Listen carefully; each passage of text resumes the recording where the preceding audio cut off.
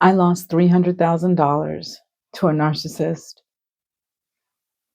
I had a good job, a home, and now I'm rebuilding my life from scratch, working at a call center. And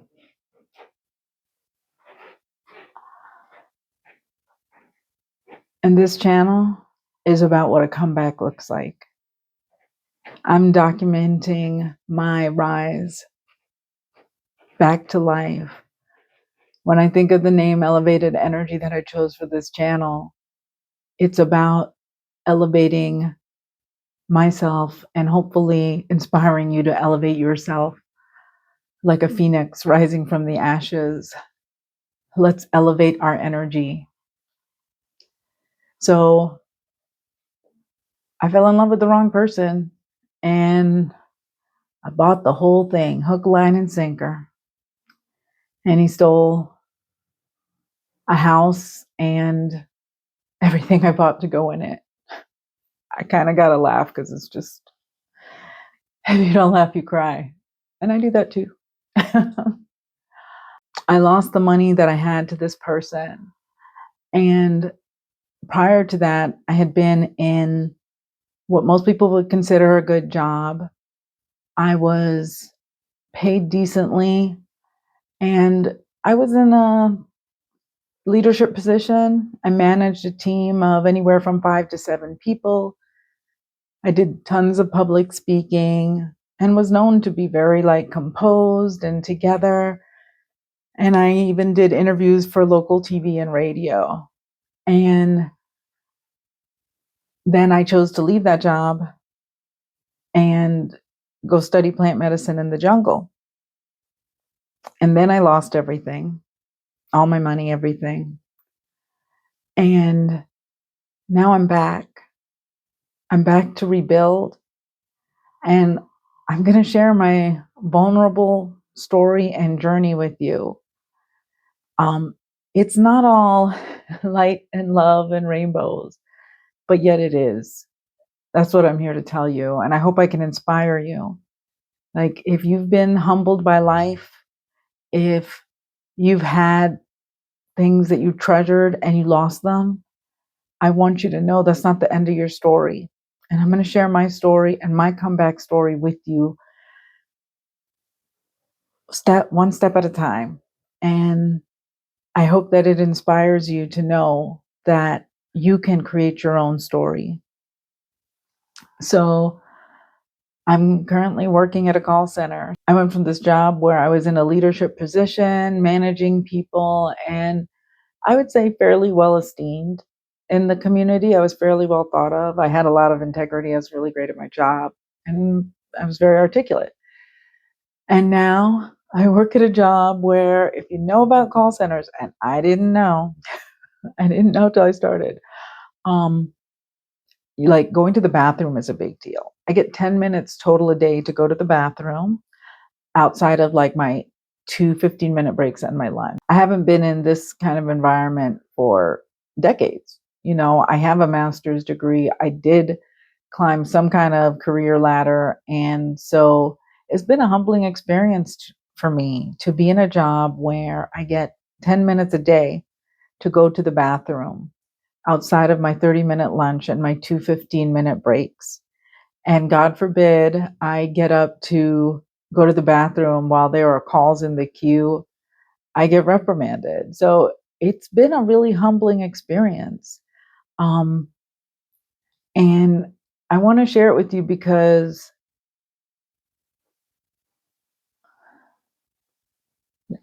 I want you to know that we're all capable of a comeback. I love a good comeback story, and I'm writing my own. So I want to share that one of the big fears that has come up for me through all of this is the fear that this is it. This is the last job that I'll ever have. I'm going to be stuck in this place at this desk. It's not even a cubicle. You got these thin little paper things that separate the desks. You can hear everyone talking. You never call, the customer service and you can hear faintly the voices of everyone. That's because there are no cubicles. It's just like, it's like a divider, like a cloth divider, padded cloth divider. Anyway, so in some ways it might seem like a fall from grace, but I'm on my way back up and I want to take you with me. I want to bring you on my journey. So one of the fears that has been coming up for me in the past, well, since I've been on this comeback journey, this comeback tour, is the fear that this is it. The fear that this is the last job I'll ever have, that I'm washed up at 52, and that, what's the point of even trying? And those fears would come up because I've had a hard time getting a job that will pay me for my experience, my expertise, my skill level, my degrees, and I don't even care about the degrees, but I know I'm smart and I know I can do stuff and learn whatever I don't know. I've always been capable of that. And it's been a humbling experience to send out resumes and not get responses, and to feel like, whoa, this is it. This is where I'm at. And so I've had that fear come up and like fill me with hopelessness, desperation, and just this feeling of giving up. Like, what's the point? Nothing's changing. What's the point? And that's a tough spot to be in. But once you know, it's not the end. So when that fear comes up, it has almost been crippling at times, where I just want to like melt into the floor. I don't want to move. I don't want to do anything because I don't understand. I don't understand how I lost it all and how I got here. But I did. And I'm not going anywhere. And I'm not satisfied with my current situation. To some people, this would be good enough. And that's awesome. No judgment, but it's not good enough for me. And I think one of the biggest reasons why is because I need fulfillment from my work. And I love building relationships, especially deep relationships, not shallow ones. And there's no opportunity to do that in this job. I really do try to be nice. I am nice to every caller and just try to build rapport with them in the short time I have, but I don't get to build a relationship with them, go deep, and use my skills. And so that's very unfulfilling for me. So I've been looking for work and not really getting any good responses. And so that has at times filled me with fear, fear that this is it, and disappointment. So when those fears come up, I do what I learned to do when I was studying plant medicine and having shamanic journeys in the jungle with the maestros in Peru. And, what they would tell me and tell all of us is that, like, when you go into a ceremony, especially with ayahuasca, and when you see things that seem scary, dark, or unwanted, don't run from them. That's our first reaction, response, is to just flee as quickly as possible. But they told me not to run, but instead to observe and to inquire. So when these feelings have come up, I first let myself cry and just let it out and feel the desperation and the hopelessness that comes up. Like, it's so important not to push that away. And then I do what they taught me in the jungle, which is approach your fears. Go to the very thing that you're afraid of and ask it, what are you? Why are you here? What do you want? And so that's what I do. And that's what I've done with this fear of the fear that I'm going to spend the rest of my life working in this call center. And then I also use what I have learned from um, parts work or internal family systems.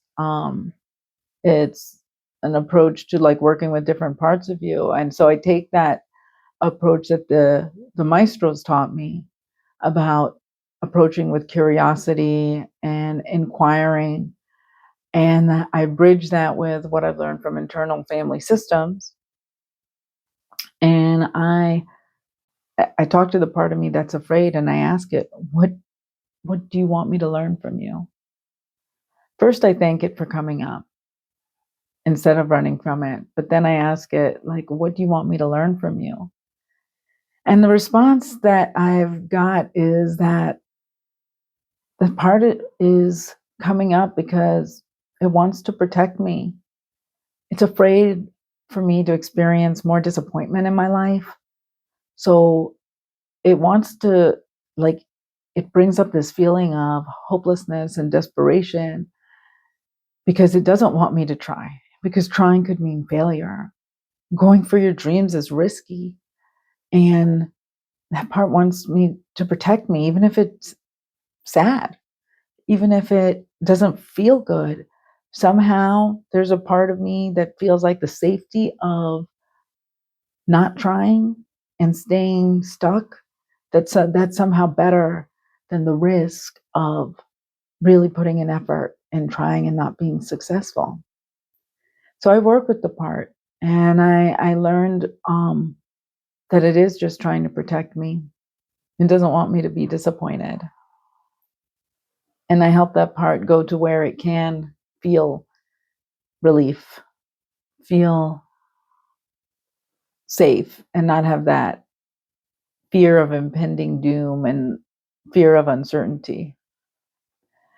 And when I do that work, I feel relief. I feel like the part is able to just unburden a little, let go of its burden of feeling the need to protect me, and allow me, my true self, to come forward. The part of me that is whole and complete and wants for nothing and knows that I'm capable of anything. So I just want to share this with you today because I think we've all had times when we've been humbled by life. And if you're trying to make a comeback in your life, I want you to know that you can do it. You know, one of the things I would always say when I was going through a tough time is, this too shall pass. And it's a phrase that has helped me through difficult times. But recently I've really rephrased that and reframed it, because this too shall pass is also a very passive perspective and approach to dealing with tough times. And the comeback that I am doing, the comeback that I am orchestrating, really, my motto is, I'm the architect of my dreams. You know, like, I have power, I have control. I can't control the outcome of every action I take, but I have control of how much effort I put in. And I know that my effort is directly related to my long-term outcomes. So I don't know if every job I apply for is going to be the one, or that I'm going to get a call back. But I do know that I have commitment, and I know that I have the control. I'm the architect of my dreams. I will apply for as many jobs as I can, in order to knowing that eventually one of those jobs is going to work out. So I just want to share that message of empowerment with you today, to know that you can be empowered to create the future that you want, one step at a time. It starts with little things. It's the small disciplines that make the difference. You know, I'm going to this job every day that at times has been demoralizing, like dehumanizing. The whole bathroom thing is like, makes me crazy. I like to drink a lot of water and stay hydrated, and it's a problem there.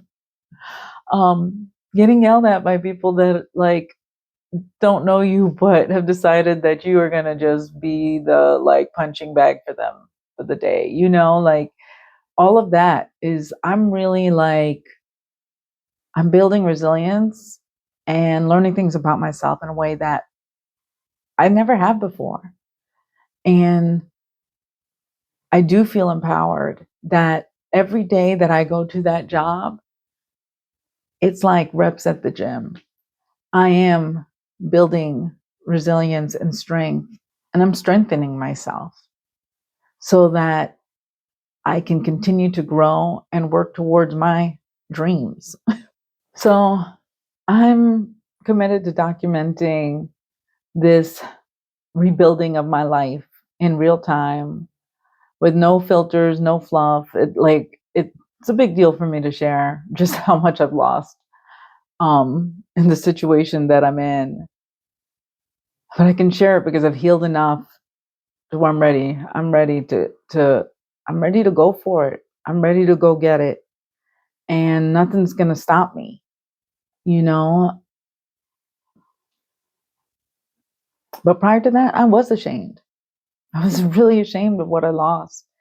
That I could and make bad decisions, end up in this situation, and then like have such a hard time finding a job that I'm underqualified for. Um, but that's not the end of the story. This is a comeback story, and I'm excited for you to join me on the journey and watch it unfold. And if any of this resonates with you, if you're curious to watch the comeback, as I am, we're going to watch it together. See the whole thing unfold, one surprise at a time. Please like, subscribe, and share because I'm going to keep it real. Because it's not always easy, but I can do it and we can do it. And I would love to know, what are you ready to come back from? What loss, what experience, what frustration, what humbling are you ready to come back for and rebuild from and create your comeback? Because let's do it together. We're all in this thing called life together. We may have different experiences, different paths, but we can relate to the idea of rebuilding and making a comeback. So that's it for now. There'll be more.